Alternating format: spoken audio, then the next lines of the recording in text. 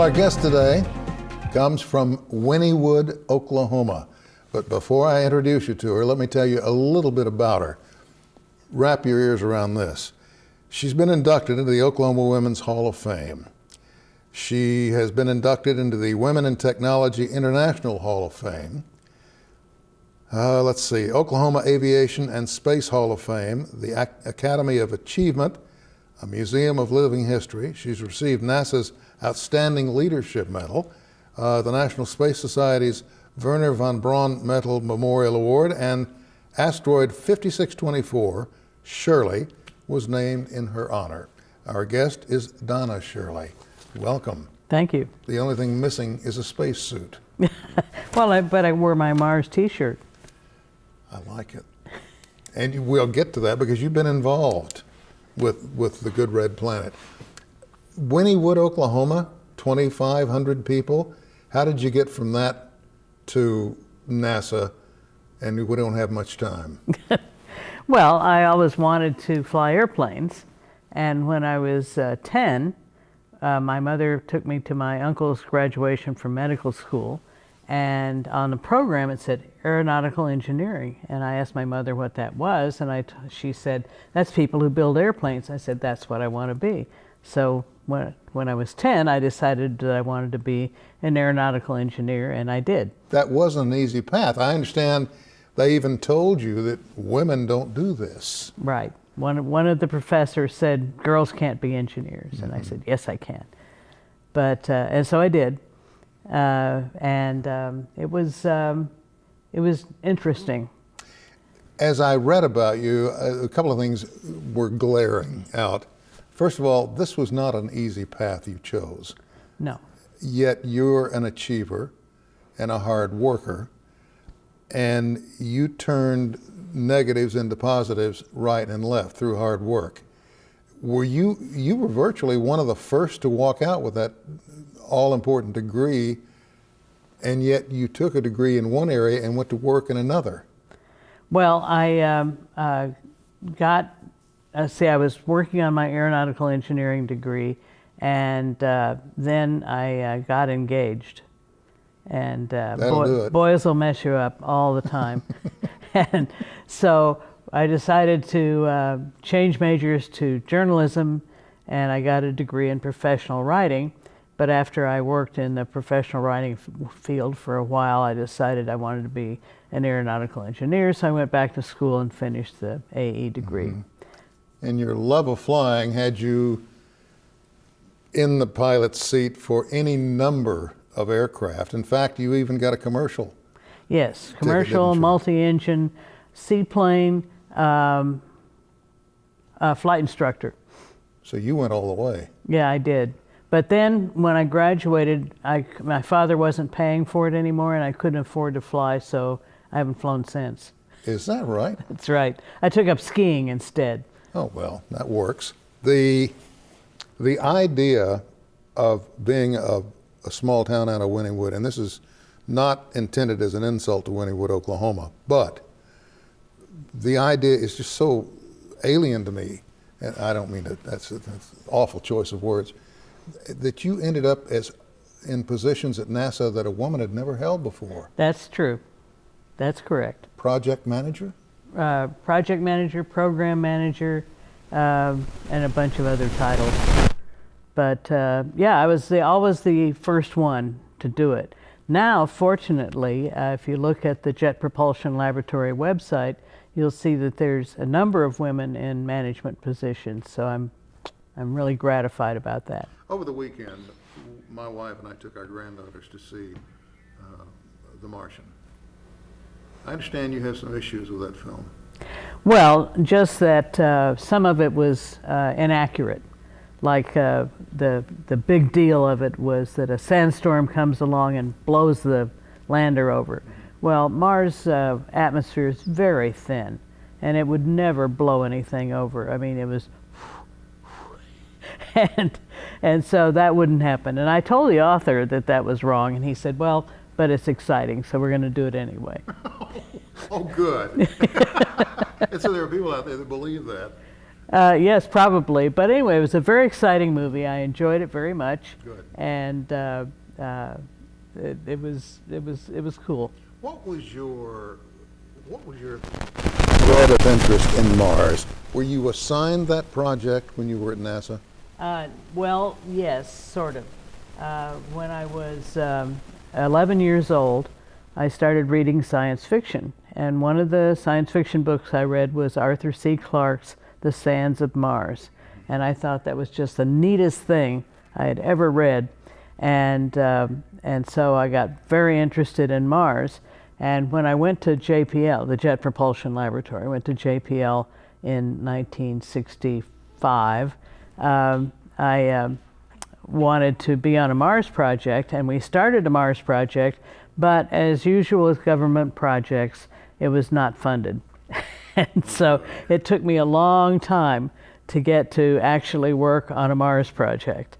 But I finally did, and it was just the neatest project imaginable, which was the Mars rover. So you also, I was going to say, you had a hand in the rover, did you not? Yes, I had a hand in it in that I was the person who went out and got money for it to be funded. Well, I wish you'd been involved in our microphones today. We're obviously having microphone trouble. Oh, well, happens all the time. Oh, I know. In The Right Stuff, we saw, at least we got an inkling of what Hollywood wanted us to believe that the astronauts went through on their way to the heavens. Evidently, that was fairly accurate. And it came very close to not coming back. Right. As you watched NASA reach for Mars, you had to have some sort of anticipation about what we might find. What was innermost in your mind that you thought they'd discover? Well, I'm not a scientist, I'm an engineer, and so I was more concerned with how we get to Mars and how we survive I understand, with our you robots on Mars. You did shoulder to shoulder with some science fiction folk, Oh, so yeah. there had to be thoughts going around. Oh, I actually got to email with Arthur C. Clarke. It was very exciting. Did you really? Yes, it was Wow. very exciting. And I wrote an autobiography called Managing Martians, and I quoted Sands of Mars in there, and I got Arthur's permission to quote his book. So that was really neat. You know, when I found out I was going to have an opportunity to sit with you, I was reminded there is a channel on Cox Cable here where a lot of movies that are out of copyright are being run. And just a week or so ago, there was a film. I mean, they had to have at least a budget of $6. Mm-hmm. And they were on their way to Mars. And the ship, of course, landed, but they had all kinds of trouble, and they had creatures up there. And, you know, H.G. Wells did us no real favors, but he did, you know, excite the country for a while. But in this film, you know, the creatures were a threat, and we had to get off Mars and get back to Earth. And there were all these things to work out. Inside the capsule, what the people had, you know, was props to get the thing to fly. And then you look at what we really have today. And what's really funny is a lot of the ideas brought out by science fiction writers mm-hmm. actually are utilized in science today. Well, for instance, Arthur C. Clarke also wrote a book called 2001. Mm-hmm. And that was made into a movie, which was a really cool movie. It had this big circular space station, mm-hmm. and people would fly up to it and everything like that. And then the astronauts went to Jupiter, and then it got kind of weird. The big monolith. Yeah. Yeah. But I never worked. Well, I did work on some human mission. We did some early studies of space station mm-hmm. before they actually built it, but we were mostly building robots. We got about 2 minutes. Okay. How surprised were you when they found evidence of the existence of water or the fact that water may have existed at one time on Mars? Oh, not at all. One of the things we did was to develop some requirements for what we were looking for, and it was water was one of the main things we were looking for. And in fact, in 1997, a mission called Mars Global Surveyor flew, and it was an orbiter. Pathfinder with the rover was a lander, but Mars Global Surveyor was an orbiter, and it saw signs of this water seepage.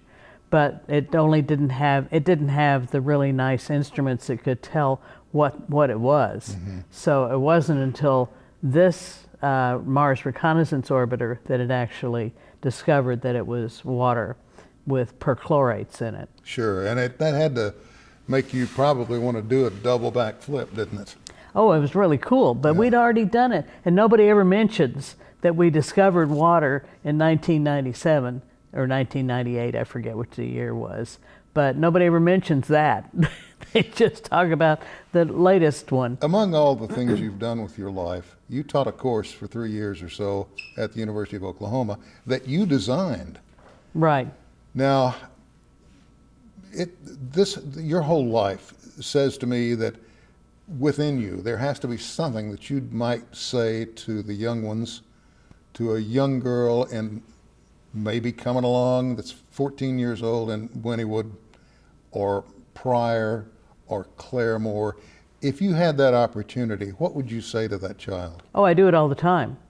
I'm always giving presentations to young people. In fact, my grandson is 8, and I recently gave a presentation to his grade school, his nursery school and grade school, and the room was full. It's a little private school.